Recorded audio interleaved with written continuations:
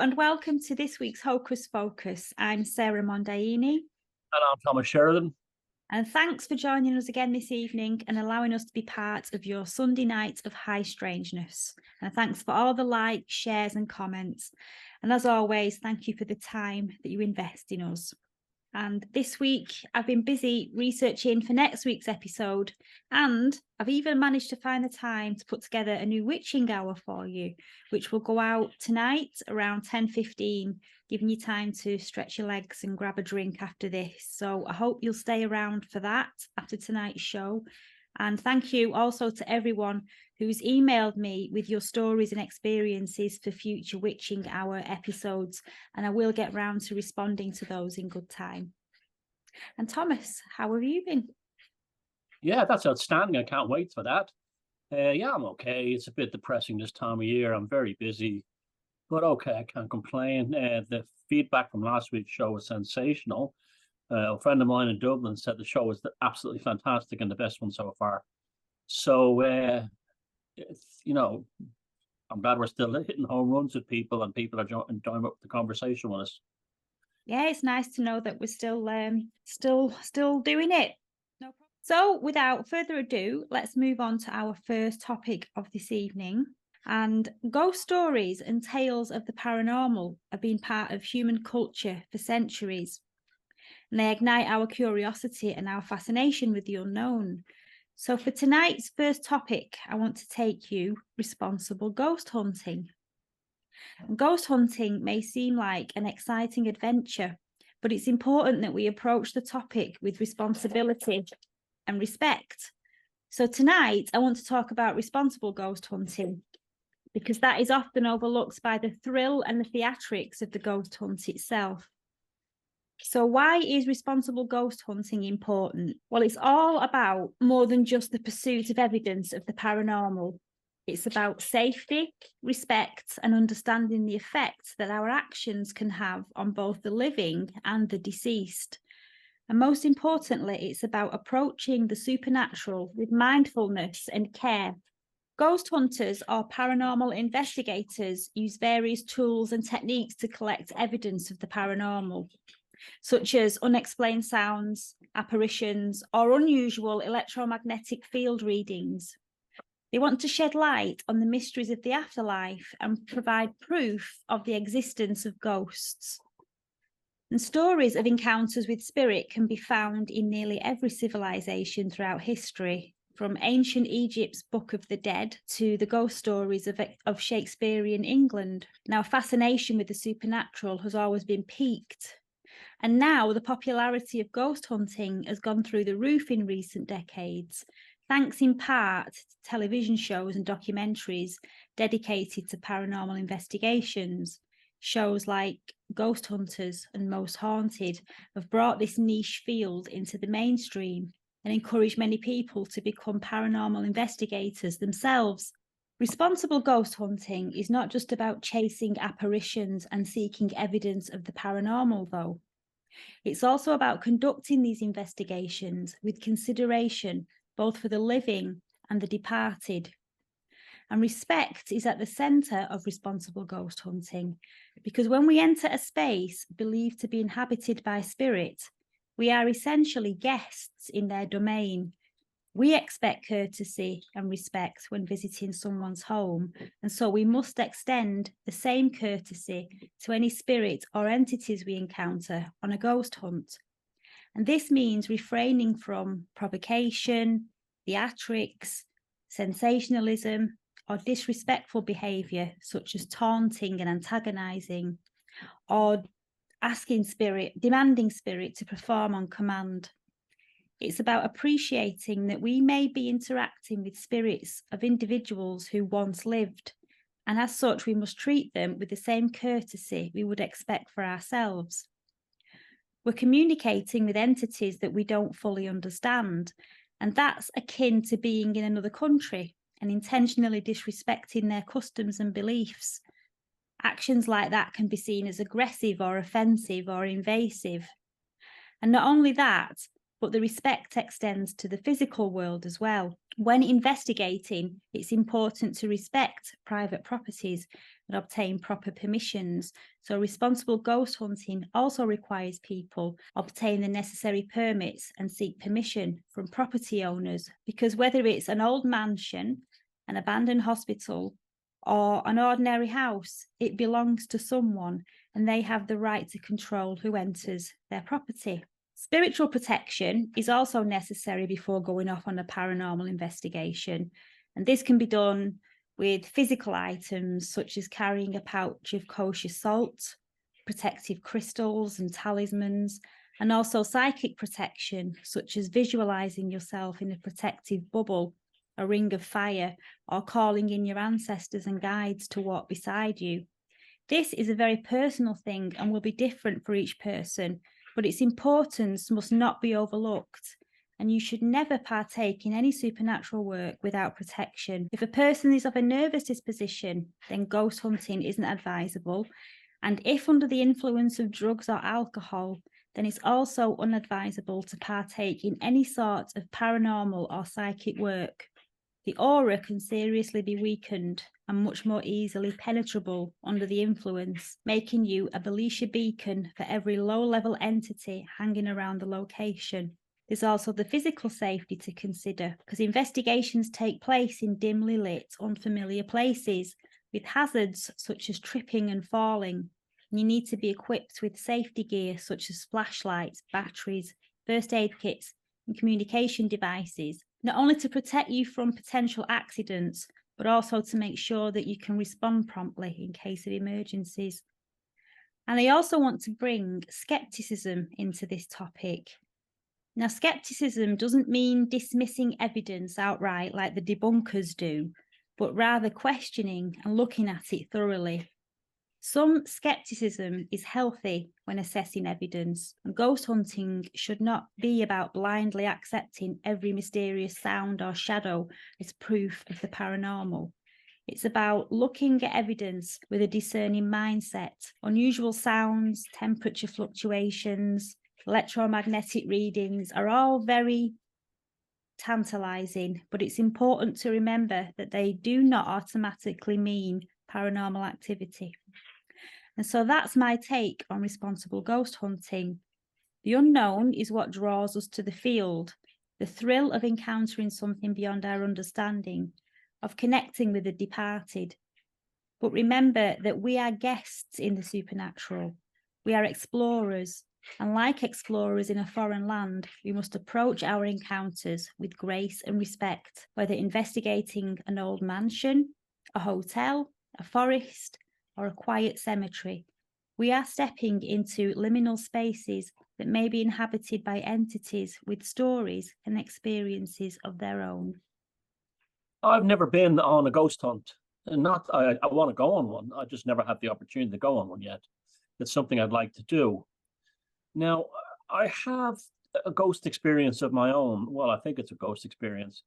What you said about being there in someone's house, it's something you and I have talked about and spoken about. Is the concept that if there's any spiritual residue in that building, it might not be from the building that was there before, but the building that was way there even before that. So, for instance, if it was a castle was once on top of a stately home, it might be from the castle that used to be there. And people often make the assumption that they're dealing directly with the let's just say, use the word spirit for argument, for now. So they might be thinking, oh, I'm dealing with someone who lived in the stately home that was here. But they never think about they actually could be dealing with something that was there before that. And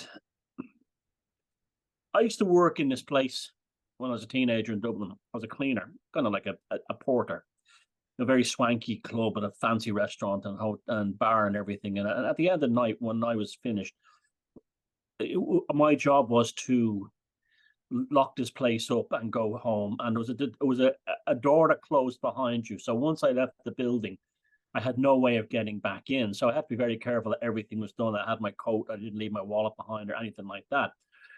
And there were two things that happened there. One happened to me directly, and another thing happened to a girl that was working there as a waitress in another part of the complex. So first time was that I used to leave about 1, 2 in the morning, and I would leave. There was at the top of a flight of staircase was a table, and if there was any instructions for the cleaners in the morning, I would write it down on a piece of paper and leave it at a table that was at the top of the staircase beside. It was a modern building, it was only built in the early 70s. And on the top of the staircase for the cleaners to find in the morning. So that night, someone had spilled a pint of beer on the carpet while playing bridge. And so I left a message for the cleaners would come in at 7 a.m., bring the carpet shampoo machine because the carpet smells of beer. I've done this every so often. I'd have to do this. I'm walking around the corner, turning around to the top of the steps where the payphones used to be. Those of you who remember payphones. And it was a black, I can't describe it, a black, like pixelization. It was like pixels. It wasn't like a mist. It was like pixels at the top of the steps.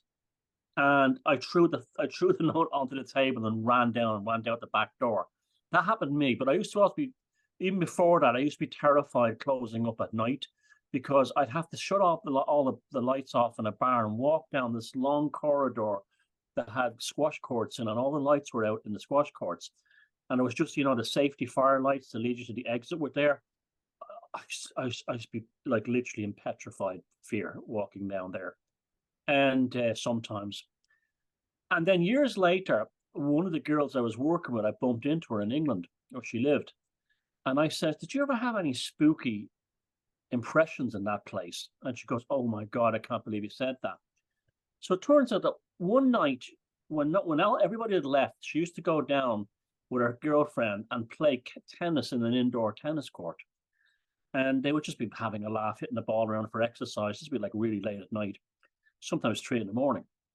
And then she looked around one night and she said, it's a short man with a really wide head and a distorted face. And then I said, well, what was that? And she goes, do you know it was on the site before that place was built that we worked in? It was called a home for monsters. And it was run by some religious order. And in there were people that had such severe deformities that they couldn't let them into society. They were all like mutants and from inbreeding and everything else. This is what this place was built on. So it goes to show you that it was a previous building, and all the energy inside that was sucked into this one, and that's why she saw that quote unquote monster. Now, one of the reasons I've refrained from going on ghost hunts is all the things you've mentioned: the immaturity, the screaming, the laughing, the disrespect. You're in someone's home and they're not behaving yourself, really, when you think about it. But another one was, I wasn't sure that these people weren't dealing with demons or jinn. I was in an event in Texas about 2016. I got talking to these two ghost hunter guys down from San Antonio, and they did a TV show that was quite popular there. And I said, and for the first time in his life, says, how do you know you're not dealing with demons? And he looked at me like I said the most unforbidden thing in the world that I shouldn't have said. So I think a lot of those things are actually demonic manifestations, or jinns that have gone to live in abandoned buildings because they like to be away from people. Now, as a ghost hunter, you are yourself, Sarah, I want to ask you some things about equipment. I have an EMF meter that I use for megaliths to see if I can get any kind of readings. We very, very, very rarely do. And I often hear ghost hunters saying that EMF meters that pick up electromagnetic energies, are they any use in ghost hunting? I've seen them go off and start making funny noises, but of all the times I've seen them go off, I've never seen any phenomenon. Yeah, So because I really don't know. I could get my EMF meter and walk anywhere there's an electric wire, or even a hot water pipe with a ground going to it, an earth going to it from electric. It'll set the meter off. So I often found that one. But there's another thing called a ghost box. To me, that seems like really ridiculous. Have you ever used that one? No. Apparently, it sweeps up and down the frequencies looking for different sounds, and it locks onto something when it hears. But it could be anything, Like you hear, and then people derive whole conversations from that. At first, it sounds kind of interesting, but then you realize it's really just like catching anomalies spikes in the air that could be from anything, and putting them in there at one time. I think the best thing of all is still old-fashioned magnetic tape and for EVPs. I think that's a well-proven technology. Yeah, I've used the tape, and Yeah. I've used the pendulum, and I've used my own nervous system. Really, I'm not really one for the gadgets for it. To be honest, I just like to go around a place and get a feel for it myself. What was what was the most spectacular experience you ever had doing that? It was in a house. It's actually a friend's house who thought she had the spirit of a little girl in there because she'd seen an apparition, and I'd gone in. There'd been a few of us had gone in, a small group of us, and there was a little girl there, and she seemed to take a shine to me for some reason, and I was we was in a circle, and I was speaking to her, asking if she was okay, and I asked her to put on me what the matter was. And I got this overwhelming feeling that she'd lost her parents, and I could see her in my mind. And she had a teddy bear in her hand, and she had a gingham long dress on, like Victorian, and a little teddy bear. And she put these feelings on me, and I was very upset. And they weren't my emotions. It was this little girl's.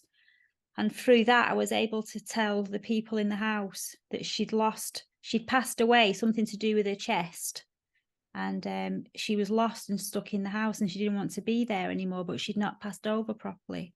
So we actually sent her over properly, and she went. And that was quite spectacular. And I asked her if she was there to blow the candle, and she blew the candle flickered.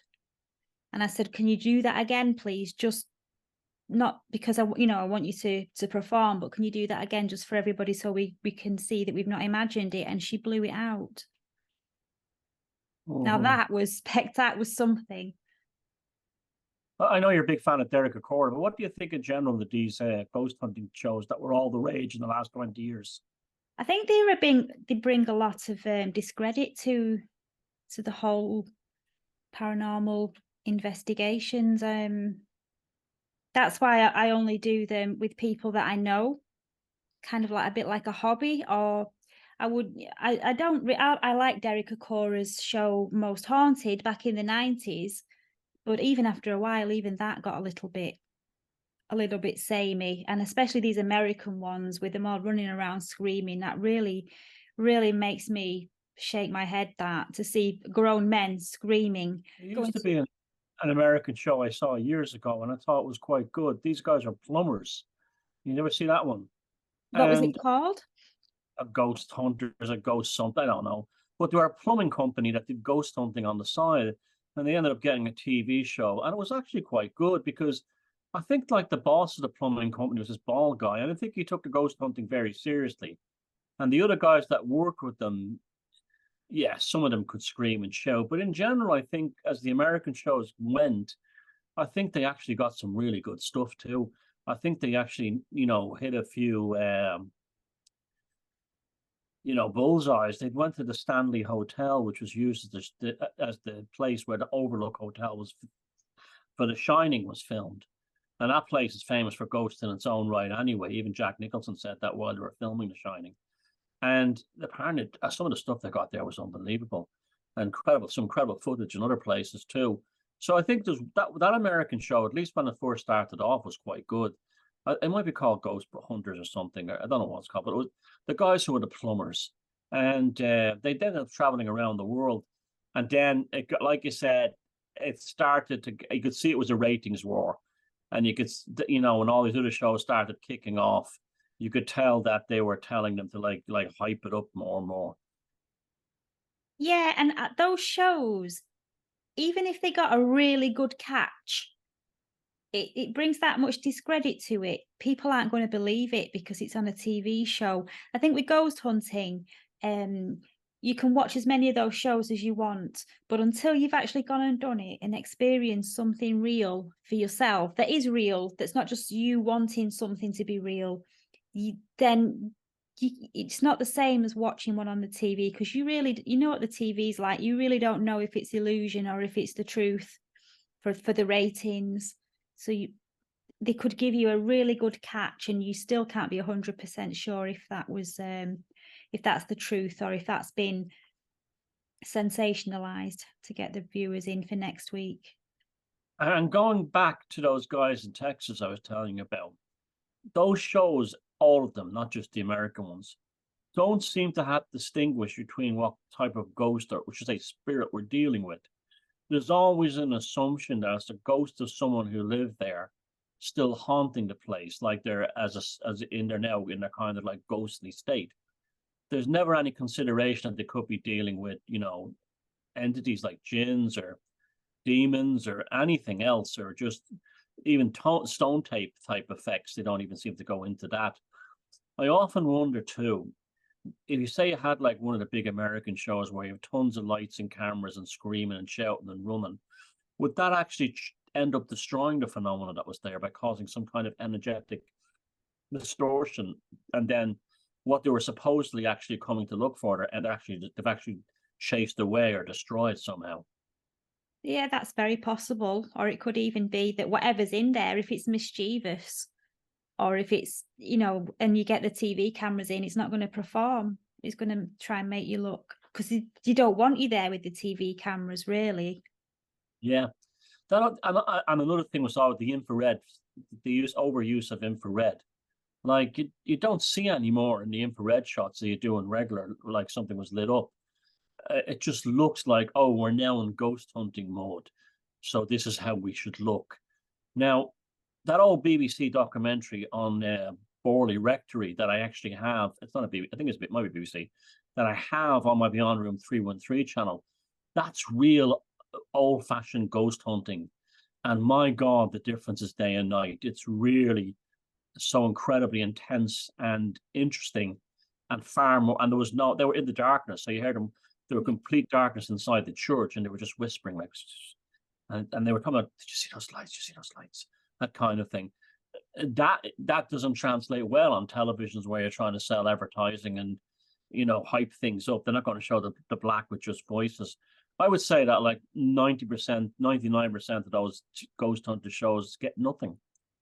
The thing with ghost hunting is it's if you've never done it before, it's quite boring. It's a lot. If you went on an overnight ghost hunt, there's a lot of, so most of it is just hanging around and waiting. It's not all Hollywood and bangs and terrible things happening all night like what you see on the heavily edited tape reels that they show you on these shows. There's a lot of hanging around, and sometimes nothing happens at all. Sometimes you don't get anything.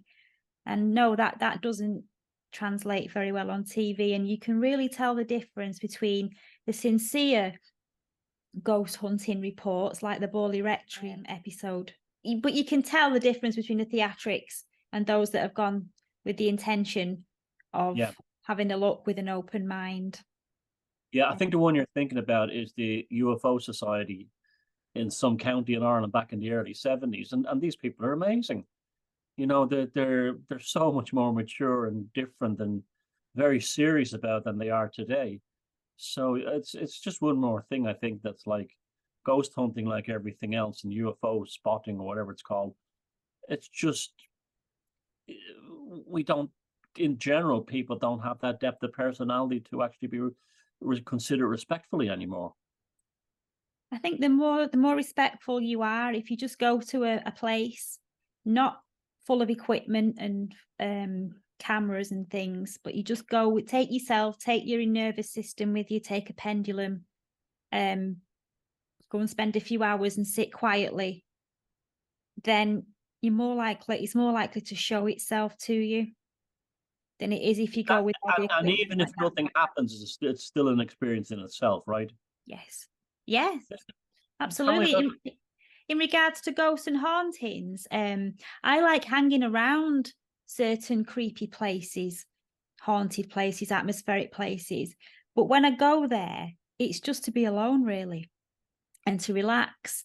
I like to sit in those kind of liminal spaces and drift off. And if I have an experience, then that's nice, but it's not the reason I like to be around creepy places. I just find them relaxing. The vibe, yeah. Yeah. Tell us about the pendulum. How does that get used, and what's that for? Well, I use mine to I usually test it before I go to show me a yes and show me a no. And then it'll and if there's a spirit in the area, it'll start spinning. It'll start going off. It's spinning very, very fast in a circle like that. And that's what I use to see if there's anything in the area, any change in energy or anything there that I can't see. And that for me, that's enough for me. I don't need the EMF meters and the ghost boxes and the blipping lights and just the pendulum. And if it starts spinning around like that, all of a sudden, out of the blue, then I'll put the tape machine on and record. Just sit quietly and record and see what comes back. And we've had a few EVPs come back, and some of them have been quite offensive and some swear words in there and telling you to go away and calling you dirty names. And others have just been whispering or kind of, you can't tell what it is. This is a bit of a weird one, but there's been lots of stories in the last couple of years about women having sex with ghosts. You read those things? Yeah, Like, never to done me, it though. to me, that would be such a dangerous thing to do. You don't know what you're letting yourself in for. No, I wouldn't advise that. No. I mean, I've read that in magazines, like those silly take a break, or as you call them, take a shite magazines. Yeah. And I saw one, there was one lady who'd gone on breakfast TV. Apparently I'd seen that on YouTube. She'd had sex with a ghost or married it or something, and it cheated on her. Yeah. Oh yeah. I was those take a shit magazines. I actually tried to get a story. Well, this is not a joke, this is real. A made up story, of course. I tried to get them to run a story that I'm a man who has every female ghost I tried to have sex with, she has a headache. I thought that'd be kind of a funny story to run with, but they never answered me back.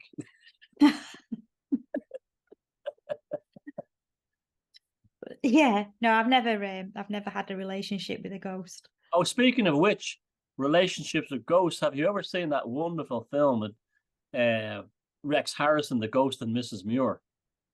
No, I haven't. No. Oh, it's beautiful. It's about a woman who's a widow, and she falls in love with a ghost of a sea captain who lives in her house. Oh, it's beautiful. It's a wonderful film. Rex Harrison. Yeah, The Ghost and Mrs. Muir. You'll have to have a look at Blythe Spirit as well. No, I haven't seen that one. No. That's a very old one. That's quite good. That's about a man whose wife dies and she won't leave the house.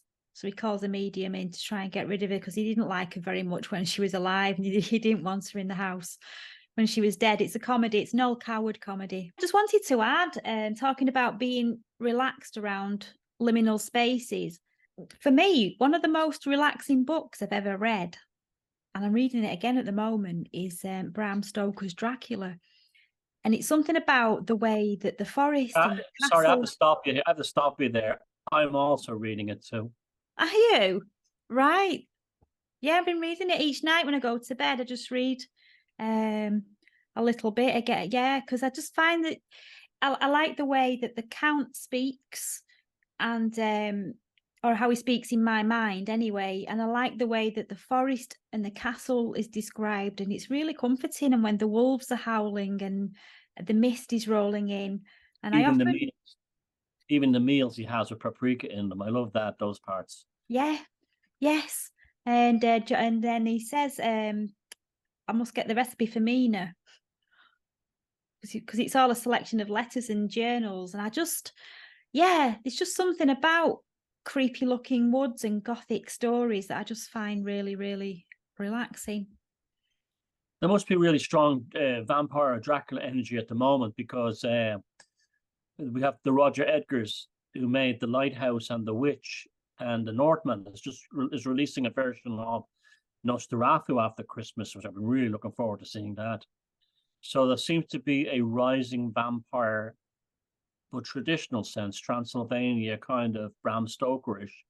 And also, I noticed on my wall, a lot of people were talking about Sheridan LaFanu and the Vampire Lovers and Camilla. So it seems to be that the traditional Gothic vampire is back in vogue. Interesting. Maybe it's coming up to Samhain or something. I don't know. But it's interesting that you brought that up because, yeah, it's funny. And I had a compulsion to get back into that novel again. It's Weird. exactly the same. Yeah, exactly the same. Could be the shorter days and the winter approaching.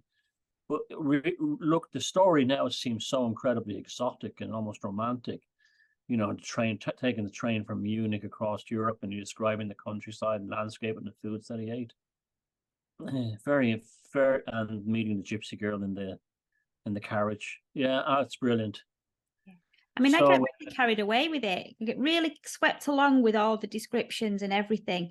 And then Dracula will do something that's not quite nasty, and it'll jolt me back, and I'll think, oh God. Like yeah, you'll see him crawling down the wall like a lizard. yeah, yeah. Yeah, so that is our take on ghost hunting, and we would be very, very interested to know: have you ever been ghost hunting? Do you use equipment? Are you planning to go on a ghost hunt? Maybe you go in the woods around where you live, or haunted houses, abandoned hospitals. Although that is one space that I won't. I refuse to go into mental asylums and abandoned hospitals. I stay away from those. But yeah, be very interested to know what experience you've had with ghost hunting. Have you had any ghostly experiences while doing one? Please let us know in the comments.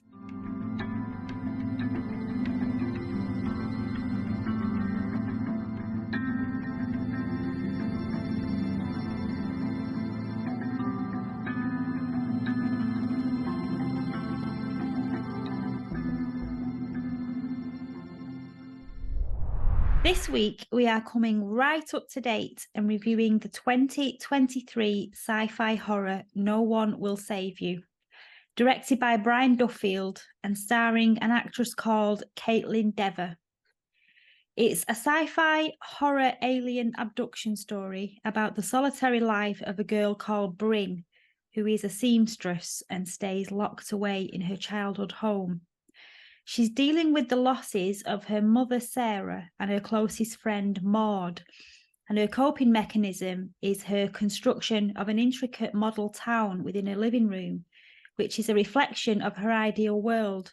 And I think a slight homage to Close Encounters of the Third Kind, when Roy Neary builds a replica of the Devil's Tower in his front room. Nobody in the town talks to Bryn, and when she does go out, they spit at her in the street, so she lives a life of solitude and withdrawal from the entire town. And one night, Bryn wakes up to an intruder in her home, and to her astonishment, the intruder is not human, it's an alien. Now, the film has limited to no dialogue in it, and it focuses on the tension and suspense that breaks out as Bryn attempts to escape this relentless pursuit of the aliens, while at the same time revealing fragments of Bryn's past, and you eventually learn why the whole town turned against her. The film is definitely an acquired taste. From the start of the movie, there is no build up to the tension. The horror of the situation starts pretty much straight away, and it doesn't stop until the end. It's a relentless cat and mouse scenario, which at the same time manages to show you the events in Bryn's life that led her to become a social outcast. And the aliens are using a mind parasite to control the humans. So there are some elements of Wetiko in the film, although the parasites in the film are actual physical critters to make it more visual. But the overall outcome is still the same. And the visual effects were pretty good, as you'd expect from 2023. In particular, the chittering noises that the creatures made were very creepy, and it left me feeling a bit uncomfortable after watching because it is quite intense and it doesn't stop all the way through. Now, without giving you any spoilers, because it is a new film, the ending, I thought, kind of let it down. There was a twist to the ending, which on the surface leaves you thinking, what the fuck is this now? But when you consider the life of Bryn up to the point of the invasion, it does make sense, albeit very unlikely. Is it a happy ending? Well, yes, kind of, and no, absolutely not. And that's all I can say, really, without giving too much away. So for me, I thought it started out promising, and there was lots of anxiety and jump scares, some pretty good CGI and special effects, a few homages to previous Alien films. The postman in the movie reminded me of one of the aliens in Men in Black when he pretended to be human. But the ending did let it down for me. I almost felt as though they didn't quite know how to end it. It just, I don't know. The ending was a decent twist to the story in theory, but it wasn't portrayed visually as well as it could have been with a bit more effort. And I felt the ending was dumbed down, as though the director thought that everyone watching must either be a bit stupid or easily pleased. There were better ways to portray the twist than what they used.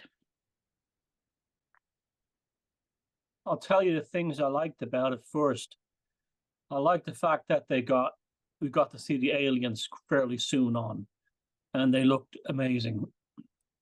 I thought the sound effects they used for the alien voices were fantastic. It reminded me so much of that whole Lovecraftian thing, is that you cannot pronounce their names because they don't have human vocal cords, and the sound effects of the voices talking were great. What I hated about the film, everything else. I absolutely hated the film in general. I thought it was rubbish. I think you're being very generous with your homage to other films. I think that they lifted the plots, they lifted the scenes. It wasn't homage. They were trying to get away with you got the impression that the director didn't know what he was doing, the writer didn't know what he was doing, so they just took the greatest hits out of alien films. You had the aliens on the roof, as in Signs. You had the close encounters scenes, like the house, the town, the village, that was never properly explained. Just like Richard Dreyfuss and the building the model Mount Rush, or Devil's Tower. You had the screws coming out of the wall by themselves, like it happened in the floorboard and Close Encounters. The girl that was in it, the actress, was completely unlikable. You didn't like her in any way. You wanted to spit at her along with the townsfolk. And then it ends with then it's just all action. Then it's just like a dumb Hollywood endless action scene that's about an hour long. It's an hour long of narrow escapes, poor trapping, killing aliens. It's just dumb and stupid. It goes nowhere. It's like those Saw films. It's aimed at people that just want to see kind of like action and nothing else. And it ends with a bloody musical show tune number.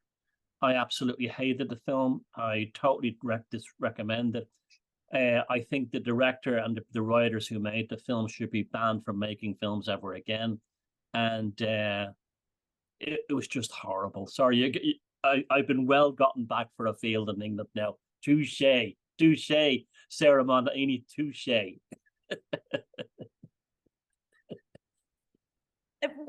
I didn't say I liked it myself. I was just being diplomatic. I mean, I wouldn't watch it again. It was it was intense. There's a lot of jump scares, and like you say, the aliens were pretty convincing. So that aspect of it, I didn't sleep very well for that aspect. And it was a horrible thought of that happening, really. The whole thing was quite uncomfortable. But yeah, it was one long action scene, and and I've forgotten about the nails coming up as well. That was Close Encounters of the Third Kind, wasn't it? Yeah. And the final the Broadway show tune dance number at the end was like, I felt like I was being gaslighted by them. We don't know how to make a movie. Here's a dance number. Yeah, that spoilt it. Yeah, it did. Even I thought, what's this? So yeah, and then the typography they used was kind of like old American travel postcards. Don't you understand that this town has just been taken over by aliens, and it was like the person that made that film didn't know what a film was.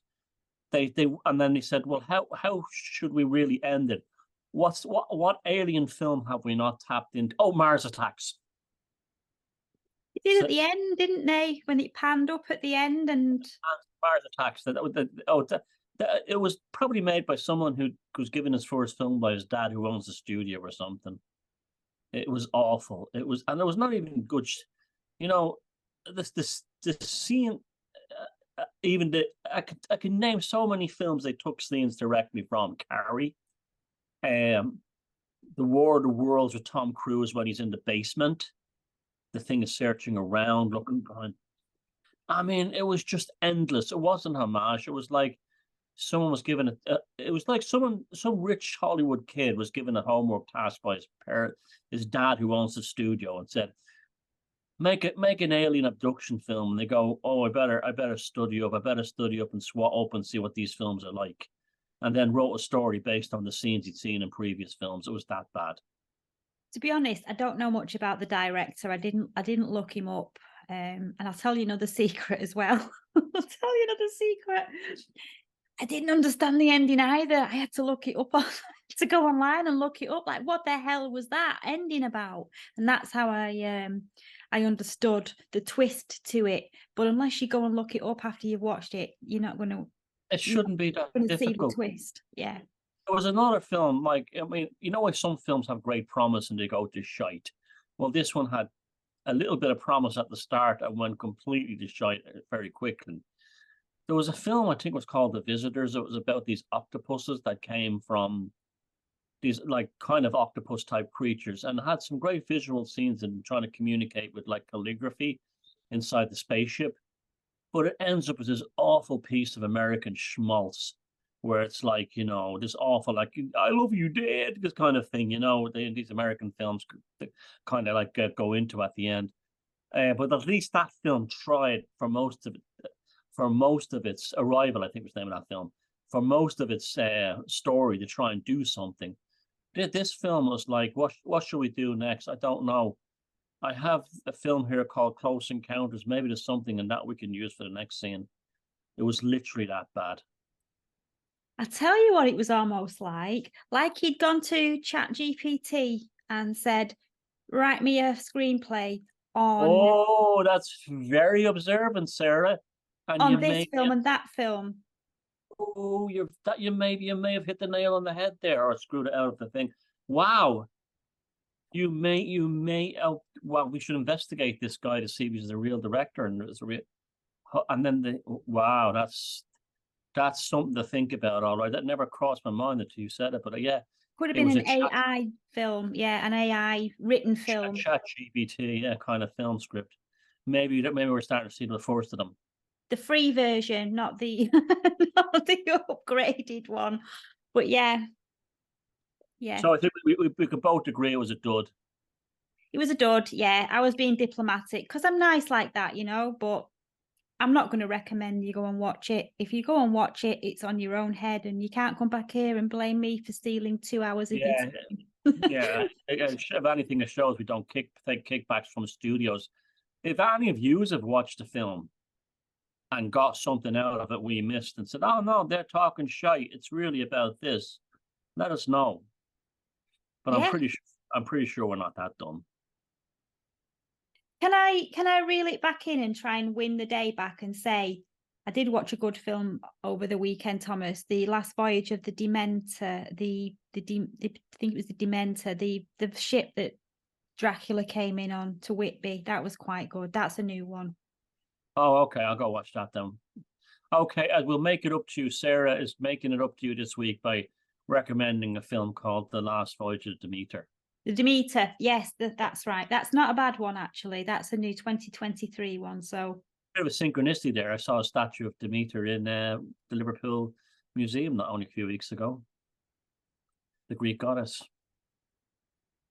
And if you don't like that one, Thomas, the Demeter, we'll stay away from new movies and stick with the classics because you can't go wrong. Yeah, well, that was the thing. I think we didn't want people to think that we were like, institutionalized, and we like what we like, but that's why we picked a modern film, so people would say, oh, well, at least they gave it a go. But I think you might be right now about the Chat GPT thing. I think you might have been right there. We'd have to see if the director's name is something like Dick Hortz or something like that. But yes, go and watch it at your own No, his name will be George Spielberg or Stephen Lucas. That'll be the name of him. Yeah.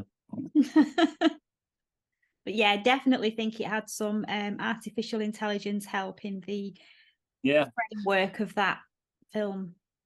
Right in the middle of the Hollywood Hollywood strike too, as well. Interesting. Yes, actually, yes. The plot thickens. Yeah, because it used to be very hard to get a film out, didn't it? If it was in the old days, if it was a load of crap, then it didn't fly. Yeah, I mean, in the old days, film companies used to can films. Yeah. Like, and that was after, those days making a film was serious money. You were outlaying cash on 38 millimeter film and everything, And if you said this was crap and they canned it, that was a serious business decision. So, but nowadays they'll put any crap out they can get. Makes you wonder if the studio had a commitment or something to get so many movies out. And maybe they had a contract with some distributor that they were to do an Alien film or something, and they rushed this thing out.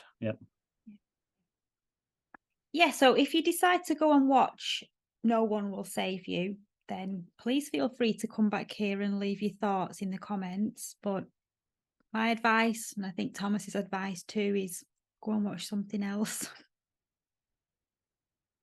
Agreed? It was a load of shite. There we go. I concur.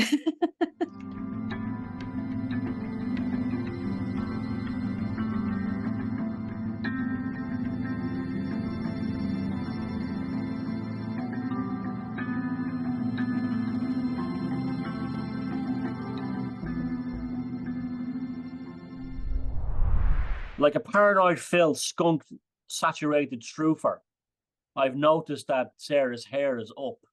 Does this mean stuff? Is she a member of an elite secret organization? Or is it an insight into this week's psychic weather? My pulse and my nervous system has to find out, or else I'll go back on the skunk. So here's Sarah and the psychic weather. The psychic hygiene. Let me start again.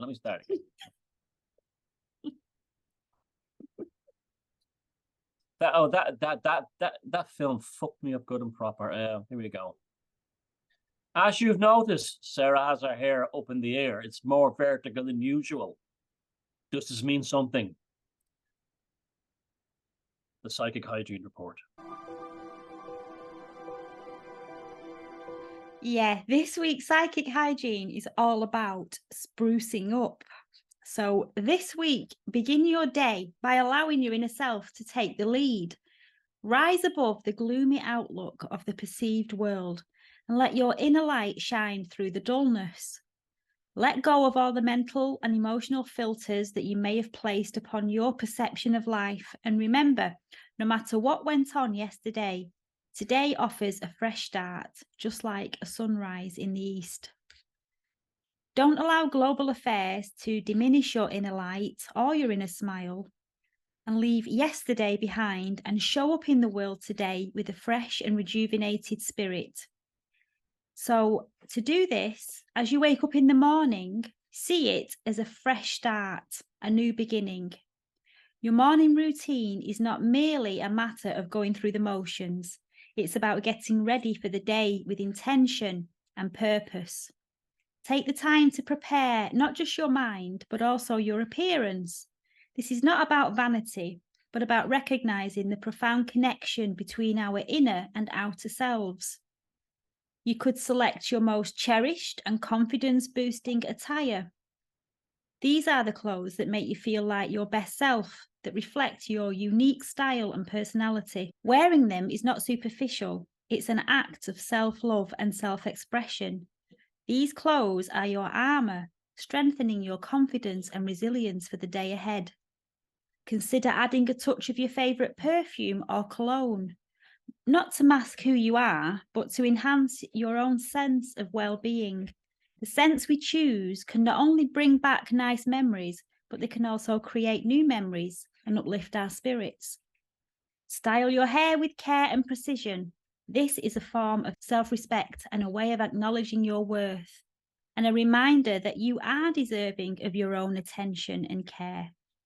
Polish up your exterior as if you were preparing a canvas for a work of art. This isn't about conformity, but about presenting the best version of yourself to the world. When you look good on the outside, you are more likely to feel good on the inside. Remember, life is too short to go through it feeling drab or uninspired. The world, especially now in these uncertain times, needs more brightness and positivity. So as you go about your day, don't forget to wear a radiant smile. It's not just a facial expression, it's a reflection of the positivity and light that you carry within you. Don't allow yesterday's troubles to impact on today. The past is irrelevant, and you and only you have the power to create a brand new good day. Try not to cling or ruminate on things that have already transpired. Maybe you said something silly and you can't seem to stop replaying the situation in your head. But no matter how many times we do that, we can't change what has passed. So stay in the present moment, free from the burdens of yesterday. And just let yourself shine for all to enjoy. And that's my psychic hygiene tip for this week. I was looking at the Pretenders' first album there the other day, and they reminded me of a band that had just was set out in the world and how happy and positive they were. Because I've just seen the video online for Brass and Pocket, and it's a wonderful video where she plays a waitress, and you can see that it was a band that had just the world was their oyster, and I looked at the album cover, and it's a wonderful album, and the pictures of them, they look so happy, and they look like a band that's like I said, dressed for success, and they know that they're good, and they know that they're fortunate, and they can't wait to be a great band. Of course, it was all to go very sad in a few years. Two of them died, but that's that image of the Pretenders in their very early days when they first became successful. I always think of that, of looking that when you were just saying like dress for success, look good about yourself, feel good about yourself, and they showed that as a band. In fact, a lot of music from that period they did like dress up well, like Spandau Ballet and Duran Duran and the Eurythmics. There was a stylish element to it that did give them a kind of a confidence. But that you don't have to be involved in music; it can be in anything. So yeah, I mean that's a great idea, especially as the long winters coming in. It's goths love the winter because they can wear cool clothes, and men can wear nicer clothes in winter. I think if you look at videos in the past, men are also well dressed and women are so well dressed. I think there was a lot more. They may not have been they had more confidence than we have. We have cockiness today. That's what we have. Yeah, totally agree. Great tip. Brian Ferry was another one who did it towards the late 70s, early 80s, when he used to come on Top of the Pops to sing. He always looked like he was dressed for dinner. Yep.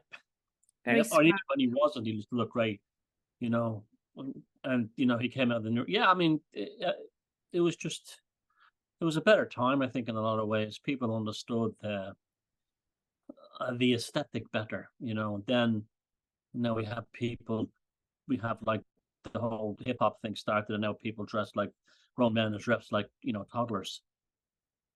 Yeah, and it makes you feel better just to put some brightly coloured clothes on, or just put something on. Don't save it for best, just put it on, just because it lifts you up a bit. Did I ever tell you I used to cycle around Dublin in an SS uniform when I was 18? I used to. Well, it wasn't an SS. It was an East German officer's uniform with the lapels, and but it looked just for all the word like the guy in Schindler's List. And again, I was working at another restaurant, and I used to cycle in there, and they used to then the slagging I used to get. But I mean, I thought it looked dead cool. It was like it was one of those bands like Cabaret Voltaire were all the rage and everything. So I even had the trousers tucked into my boots and everything. But I thought I felt pretty cool.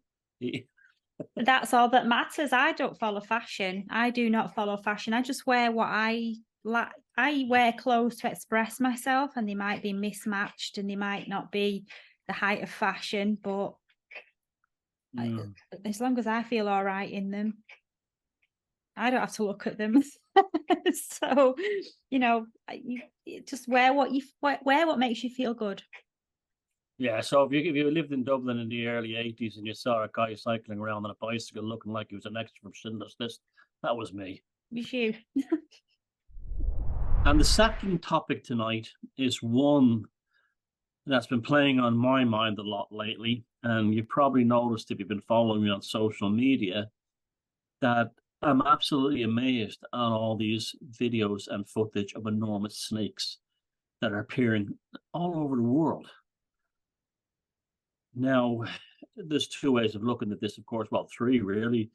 Firstly, why is there so many stories about invasive giant snakes coming into people's homes, even in countries that are, where the particular type of snake is not native, such as in Europe, pythons and boas. Now, there are people who have them as pets who have released them into the wild, which is a terribly disrespectful and dangerous thing to do, irresponsible.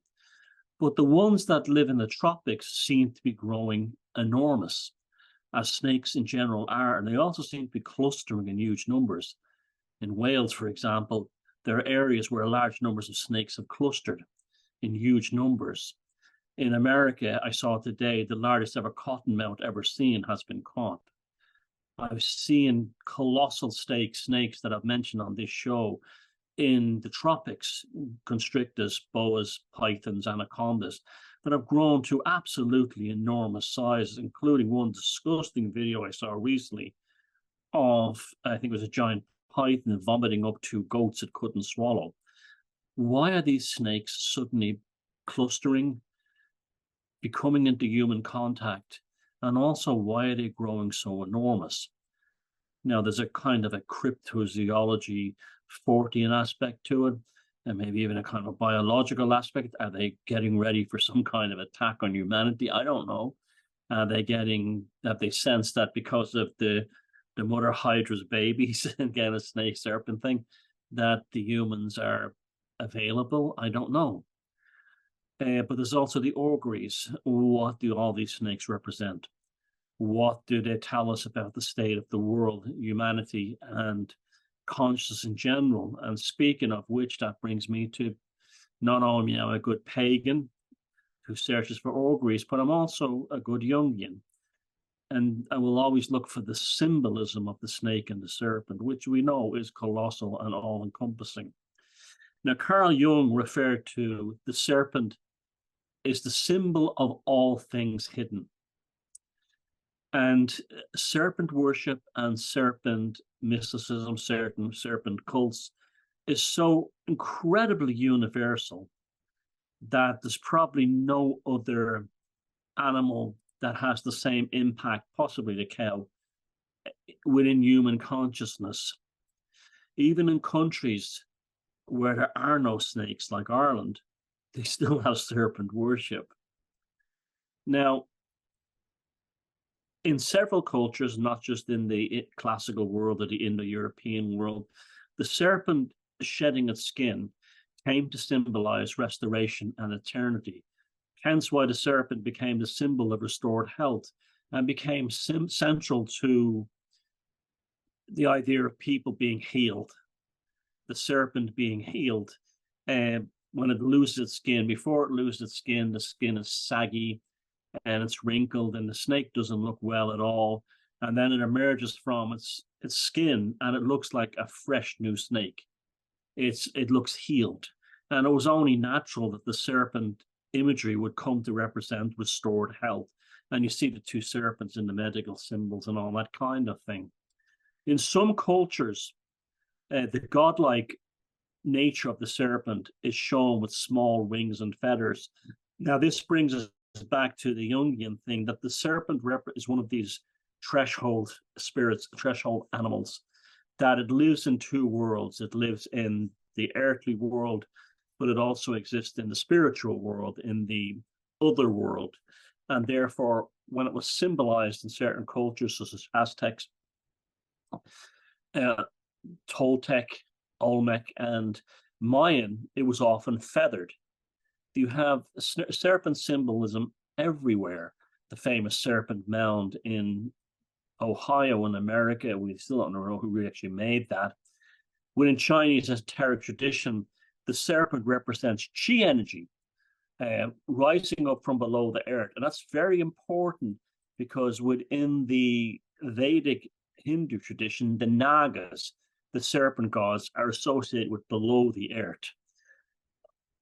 So within the Chinese system, it represents the chi energy flowing up from the earth through the individual. And likewise, in the Vedic tradition, the serpent symbolizes the Kundalini energy rising in a certain manner. Within ancient Egypt, one of the oldest and primal deities, and this goes back to pre-pharaonic Egypt, is the Wajet or Vajet. There was the sacred goddess of the upper Nile Delta. Sorry, of the Nile Delta, while Sobek, the crocodile dog, ruled the other part of the Nile. Also another reptile. And her veneration became connected with the pharaohs themselves.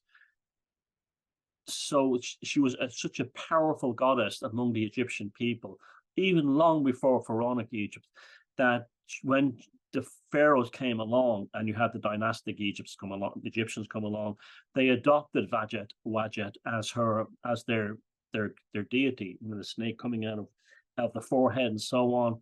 Again, strongly connected with healing, but also motherhood and childbirth. And she represents the defense and protection of fire. And the fire-breathing serpent, well, you see that from the Chinese dragon. The Chinese dragon is very different than the European concept of dragon. It's really a fire-breathing serpent, more so than an actual what you would call a European dragon. Apollo, the god Apollo in the Greco-Hellenic tradition, is associated with the serpent, and this is probably how the serpent became to be seen within the Abrahamic cultures as being evil.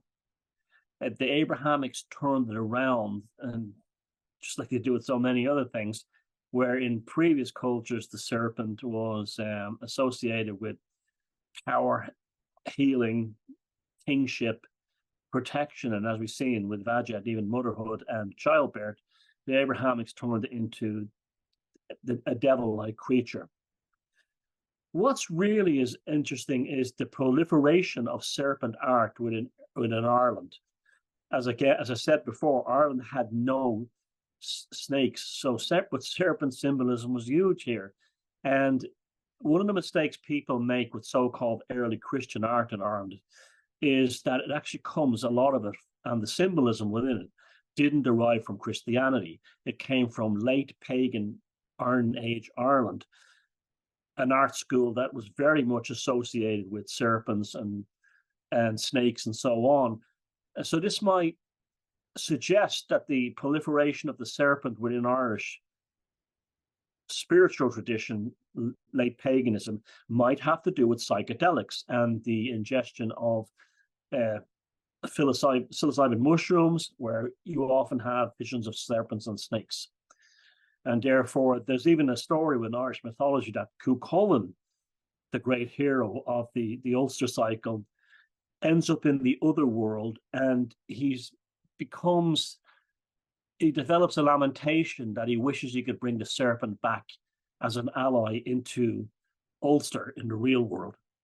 So that probably suggests that the Irish relationship with the serpent is psychedelic more than actual literal. Of course, they would have had contact with Britain, where there's snakes and so on.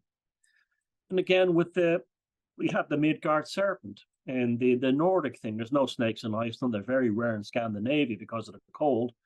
And yet they have the Midgard serpent, which wraps around the planet. And funny enough, as I pointed out in my book, The Druid Code, there's actually a ring of fire around the earth that could possibly represent the Midgard serpent encircling the earth. Our old friend Aleister Crowley was known for giving a woman a serpent's kiss. In fact, a friend of mine here in Ireland, her mother had been kissed by, or grandmother had been kissed, given the serpent's kiss by Crowley. He'd filed his 2 incisor teeth into the shape of fangs and he would bite them on the back of the hand. Now back to Carl Jung. Carl Jung considered the snake a key to universal and a symbol of timelessness, very akin to the bird, crossing easily between the boundaries of conscious and the unconscious world. Carl Jung believed that those unawakened to the subconscious world, in fact, that they hadn't developed themselves spiritually, contained within their their stomach area, a coiled up black snake. And with the right kind of nurturing and therapy, the snake would rise up similar to a kundalini and allow these people to step into consciousness, which I find very interesting. So it's kind of the concept that the NPC has an inactive serpent trapped within their lower parts of their body. And so serpent symbolism, I've only scratched the surface. I've only touched, but it's an incredible story. It's an enormous thing. It's just everywhere. But it seems to now, for me anyway, and I'm sure for some of you out there too, who've noticed this in this strange cryptozoology kind of way, that giant snakes and strange events with snakes have kind of taken precedence over the octopus. What does it mean? I'm just going to throw a hat in the ring here. I think it could be a very positive symbol. I think that in the Western world, it could be a symbol of people finally stepping into some kind of level of consciousness where they're realizing that psychopathic control grid is real in the aftermath of the last 3 years. And putting my positive hat on could represent an elevation of consciousness among people in the West towards a righteous cynicism, if not hatred, of the leadership. And so that's serpent symbolism. What do you think about it, Sarah? I've been thinking about this for the last few days and trying to think about what these auguries could mean in regards to all these snake sightings and these snake incidents. And there's a number of things it could be about. And firstly, you mentioned healing and medicine, and the Greek god Asclepius had the staff with the single snake symbolizing the healing and medicine. I was thinking perhaps in light of what has been unleashed upon the world in the form of the needlecraft and what it's done to people, and it's taken so many people away. So perhaps symbolically, the snake has escaped from its staff in disgust at the profession that it represents. So if the doctors can disregard their oath, then the snake has every right to be disgusted at that. And perhaps it's an augury to show us that there are snakes around us who've sold out in the real caring profession for the big money in healthcare and medical science. I think that's a very plausible thing. I like that idea very much. Even the way in the early days I was talking about like Lovecraftian octopus type entities, and I mentioned that the actual negative one was Mother Hydra's babies. Now, Mother Hydra's not an octopus. It's not a cephalopod. It's a multi-headed snake. So again, it's associated with the head, the health of people and blood. And I do like that idea. If the doctors have discarded healing for politics, then the serpent has abandoned them. And this could represent a complete collapse of, I mean, I know loads of people now will never go to a doctor ever again if they can help it. And certainly will never get any form of needlecraft, not just that one. And their behavior in the last 3 years, because they don't doctor anymore, they just type symptoms into a computer and wait for a printout to give them the label for the medication bottle. There's no healing as such within the mainstream. Yes, it could represent that. It could represent. I think it's definitely symbolic of where we are at the end of the last 3 or so years. There's definitely no doubt about that. It's almost like the bookend of what's happened, and it needs to be. I mean, it's quite bizarre to the point of comical how I can literally go on Facebook at any time and pick out randomly 4 or 5 stories that show about giant snake here, deadly snake there. It's an obsession with the serpent. The serpent is I was going to use it for the psychic weather this week, but funny enough, it does kind of tie into it. because the serpent represents wisdom. And I said that people were behaving quite wise. So I think we should welcome the serpent symbolism as it is, as terrifying as snakes and everything are. There's something very, the Nagas are amongst us. Something is happening. There's also the concept of an ancient esoteric symbol is of a bird of prey holding a snake down. It's very similar to Shiva and Kali, where he tempers her under his feet.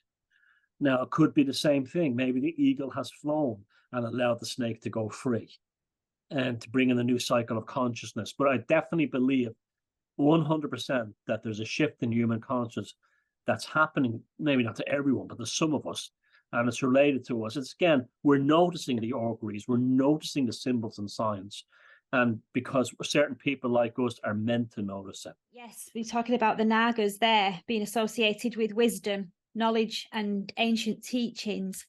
And in a time when information is readily available to us, but it's also suppressed or illegal to speak the truth. So it can be unreliable, which leads to confusion at the moment and makes people easy to control. So through the snake symbolism, perhaps it's showing us that the Naga's wisdom is warning us to seek the valuable knowledge and to learn how to discern truth from what's false, especially like some young people have some, how can I say without getting the channel into trouble, like some young people at the moment have some very damaging ideologies at the moment about biology and what biology is. And in certain cultures, snakes are connected to fertility and sexuality due to the phallic shape, and they had roles in ancient fertility rituals. And then again, like you said earlier, the shedding of the skin symbolizes renewal and regeneration, and that's also associated with fertility. So perhaps it's an augury of disgust at the current biology. The Ouroboros is not biting its own tail right now, something like that, or the serpent is not coiled around the cosmic egg. Yeah, there's definitely it's a warning from the it's a what's a warning. It's a red flag from the subconscious world to point out that to those of us who are willing to see. Remember, auguries only apply to those who understand them, who can actually see them. And also on top of this, you have this whole theory that aliens are actually reptilian beings. This goes back to a lot of things in the conspiratorial world. And yet we're also dealing with large amounts of alien stuff as well at the moment as this is going on. It's an amazing time to be alive when you think about it, especially if you're in our position, and people like us who can actually see these things and take an interest in them and know they mean something without specifically saying it means absolutely this or means absolutely that. But there's no doubt that this whole thing of the snake auguries, the giant snakes, and the proliferation of snake stories at the moment is one hell of a warning, one hell of an augury, and it's not by accident. Something we could be on the cusp of a transformation in consciousness. Now, when I say that, I don't mean it like the new age way, like we're all going to have this giant convergence, nothing like that. But it only applies to those who are willing to take it or want it. So, for example, in the Garden of Eden, what did the serpent give to Eve? The truth. The truth. Enlightenment outside of dogma. So maybe that same serpent in the garden is speaking to us again. It could really be a symbol that we are witnessing or about to witness a time when humanity splits and some people realize that they had the power all along, and those that want to wake up will experience a very different parallel reality to those that don't want to wake up, because there's no way we're all going to wake up, and some people aren't destined to anyway, and some people are. So perhaps now is the precipice of that, as we split into two realities, but living side by side and not impinging on each other. And the conventions, the orthodoxy, the ideologies of the old world, so many of us have now walked away from them. We're all Eve in the garden now. We're all following the serpent. Those of us who said it's all bullshit. I've had enough. I'm not dealing with this anymore. And did you ever think you would live in a time where you would say, I'm never going to a doctor again unless I absolutely have to. I don't trust them. I don't like the whole medical thing. I think it's all broken. Did you ever think at a time when millions and millions of people be saying that? The whole image of the trusted family doctor is now gone. And not to put down everybody in the medical profession, I'm just saying that kind of energy is gone. I think the time of the GP is gone. I think there was a mass self-annihilation, almost like to the level of a ritual suicide, when all these doctors enthusiastically jumped on shoving the needlecraft into people. It was almost like a symbolic mass, and then you look at the needle, that could be symbolic of it as well, and and so on. But yeah, it's one of these things we're going to be talking about a lot in the years to come and the months to come. And I think we're only just scratched the surface. I think we're going to have some incredible story. I mean, some of these, people are watching the show for the first time and they're saying, what the hell has giant snakes got to do with the subconscious world and human consciousness? Well, this is the world that you really live in. This is how it exists. We're, both Sarah and I are pagans, we're not Christians. And therefore we're given to the concept of symbols and underlying auguries, that there's a far deeper meaning to these things than just another news story or a strange natural or phenomena or so on. They speak to to deeper things. They don't happen by accident, even if they're fake. I've seen lots of fake videos from India of these multi-headed snake gods, and they're obviously clearly faked images. But even when they're fake, it's an interest. Why is there a compulsion to fake this stuff? So I've been paying a lot of attention to India in particular. But here we are. It's funny. We reviewed the movie The Reptile not too long ago, and with Jacqueline Pearce in it, and that was about a father whose daughter had come back from Java, and his daughter had been hexed by a kind of a witch cult, a witch cult based on serpents. Well, now that's kind of where we are today. We've been kind of hexed. People have been hexed by a witch cult that used to be built based on serpents, the medical profession, and now they're burning the whole house down because they realized how corrupt it is. And what do snakes do? Poisonous snakes, they inject you with venom. What have the doctors been doing for the last 3 years? Yeah. Injecting people with venom. And snakes that do bite do always give warnings. They, like a cobra, will flare up, a rattlesnake with its tail. All the other types will run away. They're not like constrictors who will wait there with the strikes or sneak up on you silently. They generally try to stay away from you. And they're not malicious hunters of humans. Well, the pythons and the boas are, but not the cobras and stuff like that. That's a self-defense thing. But yeah, absolutely, 100%. And maybe we've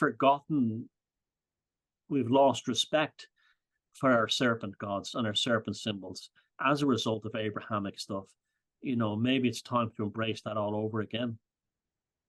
Well, we know that the Nagas are believed to have the ability to take on human form, half snake, half human. So perhaps the increase in snake sightings is a warning that if we don't get back to nature, back to our spirituality, which is a connection that's been severed in many people during these technological times, well, maybe the snakes are an augury for humans to reconnect with the higher realms of existence and consciousness, and remind us to explore our spiritual and inner selves for guidance and clarity, and not rely on the TV or global leaders. The Hindu god Shiva is depicted with a snake around his neck, and that symbolizes his control over the destructive and creative aspects of the universe. So perhaps the old gods are finally stepping in and taking the control back from the toddlers that think that they've been running the show. I like that. Yep. Well, we've only scratched the surface on the whole serpent symbolism thing. And this topic was kind of a last minute rushed one because of the recent events in the world regarding giant snakes. If you have any ideas about this stuff, if you think it means something different, if you had any experience with this, uh, tell us. And we have one friend, Rod, down in Australia, who's actually a snake catcher, believe it or not. And he might have something to add to this. I haven't spoken about it, but let's let's keep this conversation going because it's happening for a reason. Uh, we should be as wise as serpents. Are we in for a spot of psychic turbulence, or will it be calm skies and a clear horizon this week? What is coming up in terms of the psychic weather? Only one way to find out. Let's go over to Thomas and see what's in store.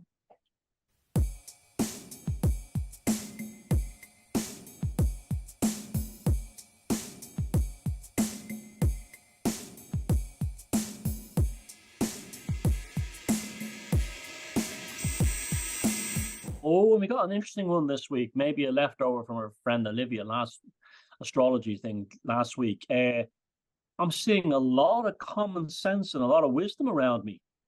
I'm seeing a lot of people relaxed and thinking straight. I'm seeing a lot of people considering the two sides of an argument, as even types who would normally be like the pitchforky types. There seems to be now this could be Libra season, the balance, the scales, Libra being the sign of wisdom. And it could be something like that. I don't know, because we're bang in the middle of Libra season. Or we're coming at the end of everything.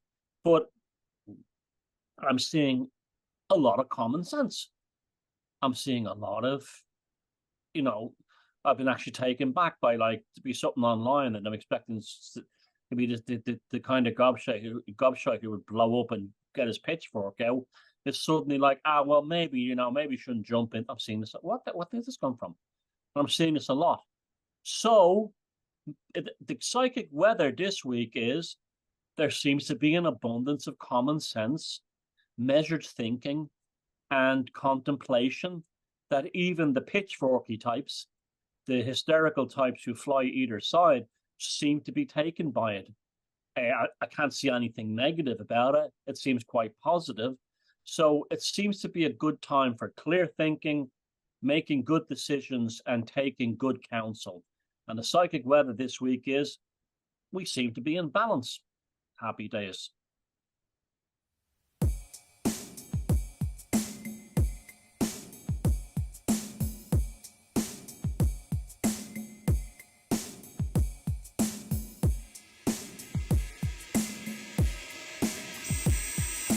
That's good to know. That actually ties in with this week's tarot of the week as well, but I'll leave that there and you'll see later.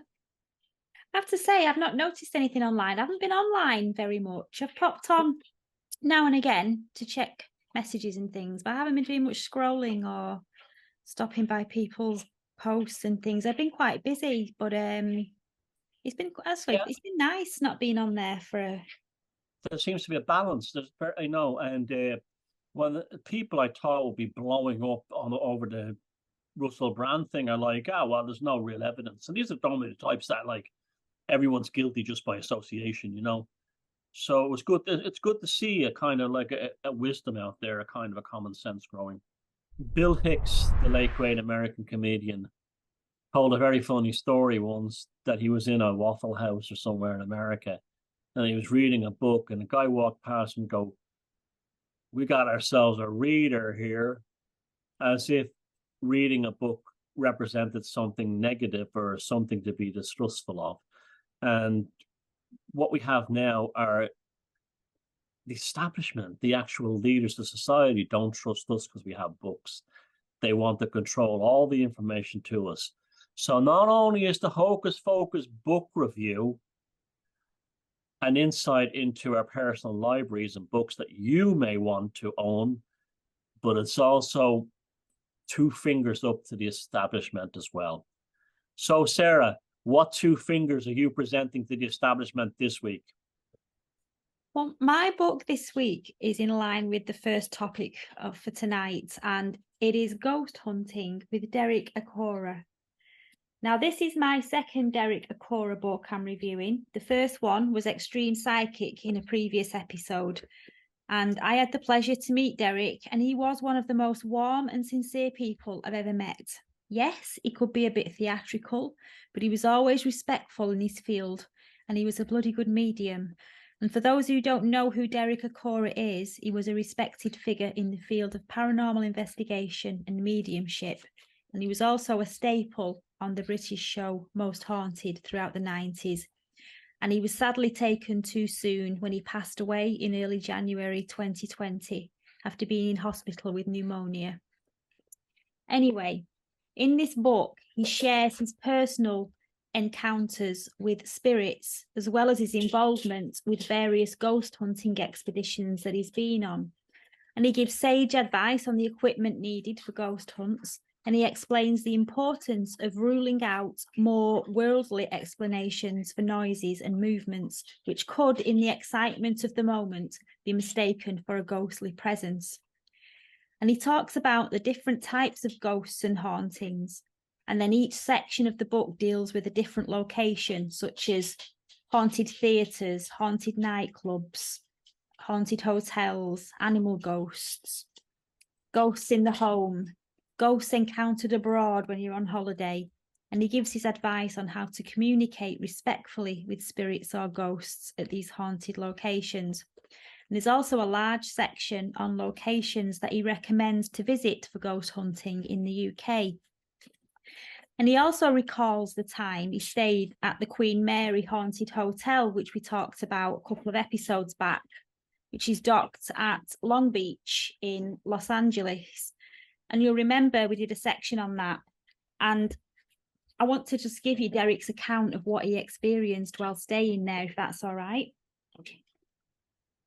And he says, during my stay on the Queen Mary, I was frequently surprised on entering my cabin to find an industrious, ghostly cabin steward going about his chores, cleaning and tidying up, just as he had in the days when the Queen Mary was the mode of travel for those who wished to cross the Atlantic in style.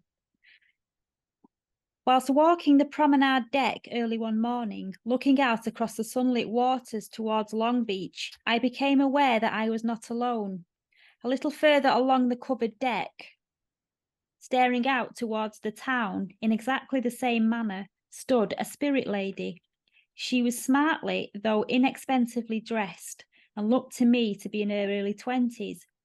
As she gazed out across the water, I felt that she was not viewing the quiet lapping of the Long Beach dock, but she was viewing the rolling waves of the Atlantic. I also had the distinct feeling that we were no longer static, but were travelling at some speed away from English shores. I was clairvoyantly shown a picture of the Statue of Liberty. My spirit guide, Sam, said to me, "This is Margaret. She was on her journey to make a new life in America with her husband, whom she met and married whilst he was in England. And the Queen Mary brought her and many other GI brides to the US to be reunited with her husband. Unfortunately, when Margaret arrived, she found nobody waiting for her. She'd been abandoned. So she brought herself over to the spirit world as a result of that. I felt sad for the young lady who had no doubt boarded this marvellous ship with such enthusiasm and hope. She had been dreaming of a new life with a new husband, and these hopes had been dashed by the callous person she had attached herself to. I wondered why she would be visiting the Queen Mary. My spirit guide Sam supplied the answer. Because these are her last happy memories. Her last happy thoughts were leaning against the deck rail, looking out towards what she thought would be the beginning of a new life. No wonder the Queen Mary has an air of sadness about it. Amongst all the joyous experiences that have taken place on board, I am sure that there are many other stories, just like Margaret's, that were not so happy." And it's full of stories like that. He's becoming something of a real legend in his afterlife, isn't he? Like his energy has actually grown since his passing. Yeah. Maybe it's like the more mature version of his work is coming to the fore now.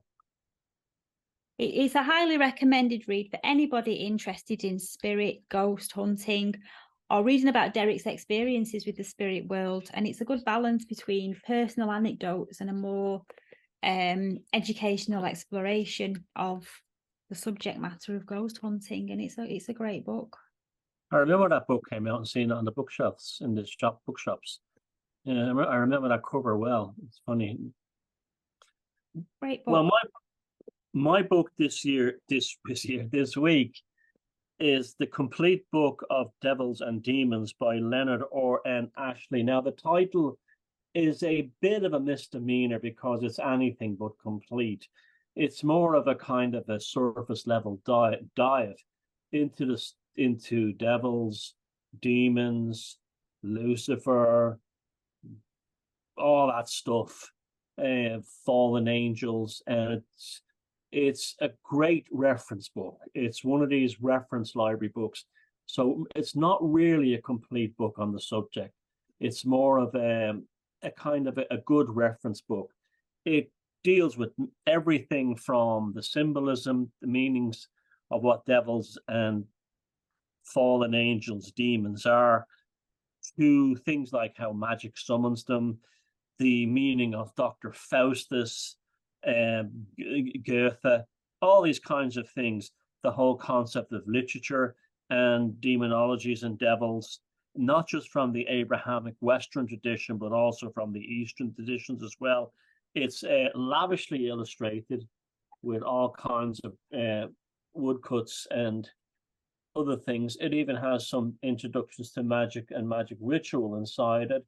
And it's got loads. Actually, there's a lot of stuff in here I learned I didn't know about, and it's definitely one to get. Tell who is Baphomet, what does Baphomet represent, blah blah blah, and all this kind of thing. Now, again, it says complete. It's not complete by any means, but it's definitely not rubbish either. It's a medium dive into a complex subject, and a lot of useful information in it. That's The Complete Book of Devils and Demons by Leonard R.N. Ashley. Does it have some of the more lesser known ones in there? Yeah, I mean, it has all, and it even has things that, well, you see, it's kind of aimed at a mainstream audience, but it kind of goes on this wild, meandering exploration of, like, even, people who would buy this book wouldn't even have heard of things like seals and sigils, wouldn't have heard of invocations and summonings and banishing rituals. So, I mean, it's the kind of book, if I had got this when I was a teenager or younger, like 12 or 13, I would have absolutely went mad for it, So it'd be probably considered one of my all-time favorite books. But because I read this when I was already fairly knowledgeable, it didn't. It also covers things like goblins and demons and that kind of thing. The kind of like esoteric kind of malevolent spirits would be the way to put it. I probably would have loved it, but because I just did now touched on which trials and that kind of thing. And again, it's not deep by any means, but it's one of those ones where you flick through it. Oh, what's this? And then you have a good read, and oh, that's pretty cool. And you go through and that kind of a book, it's a good for sitting on the bog kind of book. But yeah, I mean, it's very enjoyable. It's a very, very enjoyable book, and it's well written too. That's very interesting. I've made a note of that. What year was that published? I'll tell you right now. It's not that old. It's the 2000s, I'm pretty sure. No, 1996 was the first edition. And I mean, the titles of the chapters are Satanic Majesty, a host of demons dealing with the devil in the service of Satan, some major people and some minor spirits. And it's got lots of great art in it, actually, tons of it. And the symbol of the devil in the tarot card, that kind of thing. And the concept of God as the adversary and the devil being the actual, like we talked about earlier on, and with the serpent in the garden. So, yeah, that's my recommendation this week. It's that time again where we say good night and thank you for joining us this episode. And we hope you enjoyed the show. Don't forget to share us far and wide. And remember, we have our Hocus Pocus merchandise in the online store, which I'll put a link to in the description. We'll also put links to this week's book reviews. And if you want to purchase them through those links, then we will receive a small commission for you doing that, which will be reinvested back into our respective channels for more quality content. I'd also just like to say that through the ad revenue and the kind donations that I've received so far, I'm almost at the point of being able to buy the new Canon camera that I've been saving up for since starting the show. So as soon as I hit that target and the camera is in my possession, I'm going to be making an unboxing video to show you how the ad revenue and your donations are invested back into my work. So thank you for that. A bit of a special announcement. We will have a Christmas Day special. Woohoo! Think Morecambe and Wise. And we will also have a 40 in review of the year on New Year's Eve. So we're spoiling you rotten. I might even stick a Vaughn in, and Sarah might do something else as well. So wow, you got a good Christmas to look forward to, potentially. 40 in Ferrero Rocher indeed. Yeah, absolutely, absolutely. And don't forget, after this, we've got the witching hour. We just got to throw that in there. It's a quick plug. Definitely. So witching hour after this. Again, thanks everybody for everything. Thanks for, staying part of this conversation. And I hope you're glad you're enjoying it. And we'll finish up as we usually do with Sarah and this week's significator in the tarot cards. What is it this week, Sarah? Well, this week, the Page of Swords brings us some youthful and inquisitive energy to the tarot of the week. And as with all the court cards, this can represent a person or a role that you might take on during this time. And it can also be a person that you know who has the characteristics of stubbornness, curiosity, and careful examination in all situations. And in the card, there is a young person dressed in a brown tunic with red boots, which shows an earthy, grounded person, secure in the knowledge that he has the power to use the sword of his intellect to cut through that which does not serve him. And the Page of Swords also has some paradoxes. His posture kind of defies convention, with his body facing one direction and his head turned the other. So he's looking back, but facing forward. And this paradox is the same as the man in the Seven of Swords. He's looking back, but facing forward. But with this card, with the swords, there's no stealing connected to it. And instead, it could just mean finding yourself in a position where your past experiences are going to help you to make future decisions and choices, which will allow you to learn from the past without carrying the burden.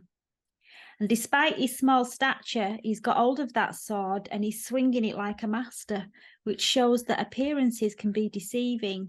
It's not the size, but the skill and insight that matter. And so with that in mind, know that your own potential might exceed your expectations, and so you should approach things with confidence in your abilities. And the imagery of the brown tunic and the birds in the sky in this card bring into play the card's elemental qualities, because the sword is all about the element of air. And the page's posture with one foot on the ground and the other free to move shows his adaptability. You have the ability to switch between offense and defense as needed in various situations. And the card can also mean that there are spies, gossips, or nosy people around you. And as always, with these sorts of situations and people, the truth will eventually come to light, revealing any hidden agendas or deceitful actions. However, it's essential to exercise caution, common sense, and patience this week. Avoid making hasty decisions, especially when it comes to investments or major choices. Instead, take the time to gather all the facts and information you need before moving forward.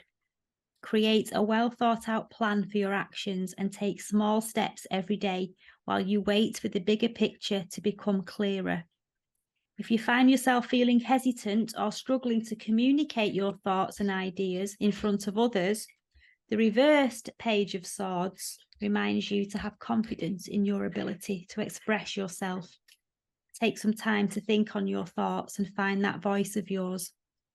So to wrap up this week's tarot, it's a reminder to be curious and inquisitive and be vigilant in seeking the truth, to use your common sense, watch out for spies and gossips, and take small, calculated steps as you explore new opportunities and deal with any challenges that might arise as a result of that. That's what I always think of in that card. Information, intelligence, espionage, spies, procuring information that's like the word on the street kind of thing, like Huggy Bear and Starsky and Hutch. Yeah, big time. That's a card of procuring secret information to help move you forward. Good card. I really, really like the Page of Swords. Good night, everybody. Good night. See you next week. I'll see you later for the witching hour.